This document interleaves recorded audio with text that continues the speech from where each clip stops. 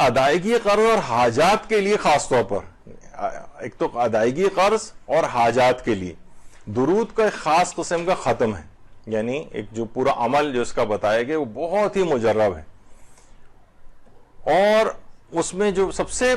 شب جمعہ سے اس کو شروع کیا جاتا ہے، اور اس میں ہے کہ صرف فقط شب جمعہ غسل کر لیا جائے، بعد کی شبوں میں غسل کی ضرورت حاجت نہیں، اور پھر اس عمل کو 2 ہفتے تک جاری رکھا جائے، 2 ہفتے تک۔ کیا ہے؟ مثلا شب جمعہ اول جو آئے گی اس میں 1000 مرتبہ اللہم صلی علی محمد و آل محمد پڑھنا ہے، پھر شب ہفتہ 1000 مرتبہ اللہم صلی علی امیر المومنین علیہ السلام، شب اتوار 1000 مرتبہ اللہم صلی علی فاطمہ الزہرا سلام اللہ علیہا، شب پیر 1000 مرتبہ اللہم صلی علی الحسن، شب منگل 1000 مرتبہ اللہم صلی علی الحسین، شب بدھ 1000 دفعہ اللہم صلی علی علی ابن الحسین، شب جمعرات 1000 مرتبہ اللہم صلی علی محمد ابن علی۔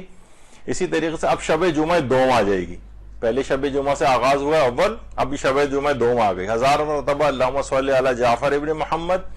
شب ہفتہ 1000 مرتبہ اللہم صلی علی موسیٰ ابن جعفر، شب اتوار 1000 مرتبہ اللہم صلی علی علی ابن موسیٰ، شب پیر 1000 مرتبہ اللہم صلی علی محمد ابن علی، شب منگل 1000 مرتبہ اللہم صلی علی علی ابن محمد، شب بدھ 1000 مرتبہ اللہم صلی علی حسن ابن علی، شب جمعرات 1000 مرتبہ اللہم صلی علی حجت ابن الحسن، اور شب جمعہ سوم جو آئے گی اس میں 1000 مرتبہ اللہم صلی علی العباس الشہید، عباس الشہید۔ درود بھیجئے محمد صلی اللہ علیہ وسلم۔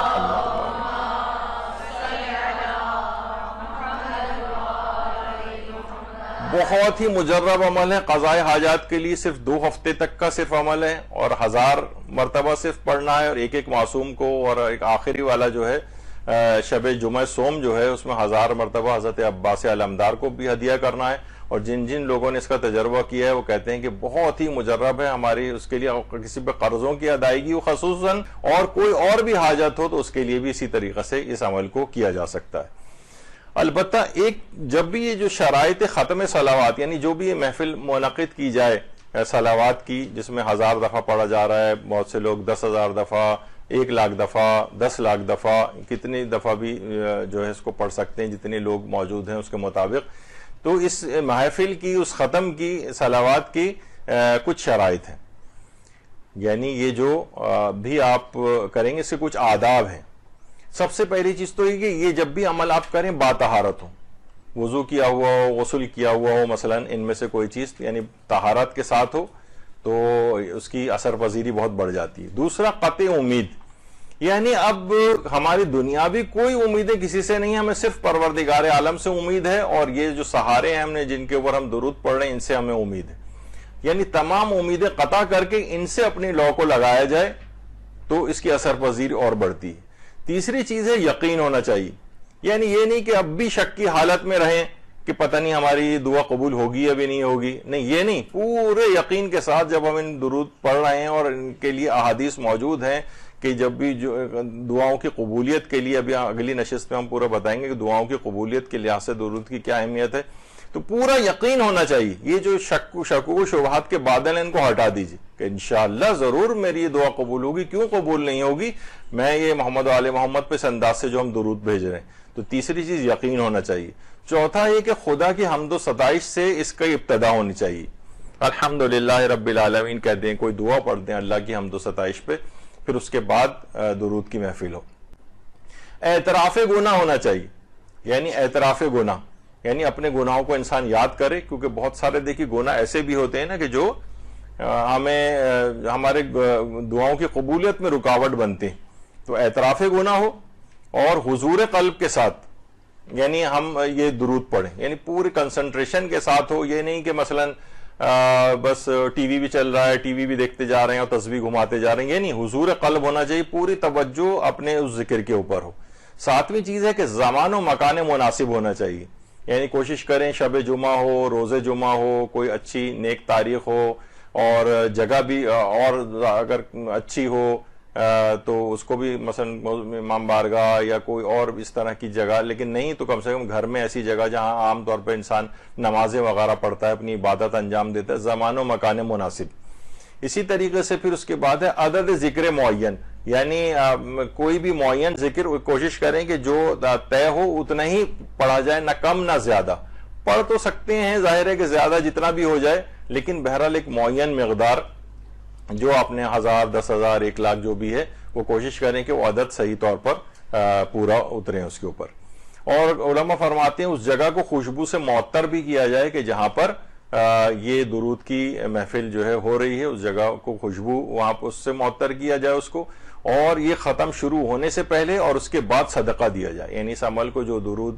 کی محفل کا انعقاد ہو رہا ہے کوشش کریں اس سے پہلے بھی آپ صدقہ دیں اور اس کے بعد بھی صدقہ دیں. اور دوران ختم آپس میں کوئی فضول بات چیت بالکل نہ کریں. بہت کوئی ضروری ہو تو بات کر لیں، لیکن عام طور پہ ہوتا ہے کہ وہ مثلا سب لوگ بیٹھے ہوئے ہیں، باتیں بھی ہو رہی ہیں اور تسبیح کے اوپر انگلی بھی گھومی جا رہی ہے اور ادھر ادھر کی باتیں، اس سے جو ہے نا اس کی اثر پذیری ختم ہوتی ہے. یعنی کوشش کریں کہ دوران ختم آپس میں کوئی فضول بات چیت جو ہے وہ نہ کی جائے سوائے کسی ضروری بات چیت کے. اور بلا ضرورت اپنی جگہ سے اٹھا بھی نہ جائے، یعنی اٹھ کے جا رہے ہیں پھر آ کر بیٹھ رہے ہیں، پھر اٹھ کر چلے گئے پھر آ کے بیٹھ رہے ہیں، اس طرح سے نہ ہو. بلا ضرورت، بہت ضرورت ہو تو جا سکتے ہیں، لیکن بلا ضرورت اپنی جگہ سے نہ اٹھا جائے. اس کے آداب میں سے ہے جو ختم صلوات کی جو بھی محفل ہو رہی ہے. اور ختم کے بعد اپنی حاجت کو قلبی رغبت کے ساتھ مانگا جائے، قلبی رغبت کے ساتھ. یعنی ایک ہوتا ہے نا کہ بس سرسری طور پر بس ہم بیٹھے درود پڑھ رہے ہیں پھر اٹھ کے چلے گئے، کوئی خاص یعنی بالکل اپنے حاجت کو قلبی رغبت کے ساتھ، یعنی پروردگار میری اس حاجت کو لازمی قبول فرما دے. جتنے بھی احساس ہے لاچارگی اور بیچارگی جو ہے وہ آپ اپنا سمو کر اپنی اس حاجت کو جو ہے چاہے اپنے دل کے اندر ہی کیوں نہ ہو پروردگار کی بارگاہ میں پیش کریں، یہ اس کے آداب میں سے ہے. اور دل یا زبان سے معصومین کو ہدیہ کیا جائے اور دعا بھی مانگی جائے. یعنی یا تو دل ہی دل کے اندر ہو یا زبان سے بھی اگر کریں کہ پروردگار میں اس ختم صلوات کو جو میں نے 1000 دفعہ یا 10,000 دفعہ پڑھا ہے، میں فلاں معصوم کو یا فلاں معصومین کو میں ہدیہ کرتی ہوں اور اس ہدیہ کرنے کے نتیجے میں میری فلاں دعا کو قبول فرما لے. چاہے اس کے الفاظ دل سے گزاریں یا اپنی زبان پر جاری کریں، آپ کی مرضی. لیکن ایسا نہیں کہ ایک ہوتا ہے نا انڈرسٹوڈ دعا، بس ٹھیک ہے ہماری نیت یہی ہے، وہ بھی ٹھیک ہے، لیکن اگر اس طرح سے باقاعدہ اگر اس کو گزارا جائے اپنے دل میں یا اس کو زبان کے اوپر گزارا جائے، اس سے ذرا اور اہمیت اس کی بڑھ جاتی. تو دل یا زبان سے معصومین کو ہدیہ کیے جائے اور دعا مانگی جائے. اور جب بھی پیغمبر اکرم فرماتے ہیں کہ مجھ پر صلوات بھیجنا تمہاری دعاؤں کی قبولیت اور اعمال کی پاکیزگی کا سبب ہے. لازمی دعائیں قبول ہوتی ہیں،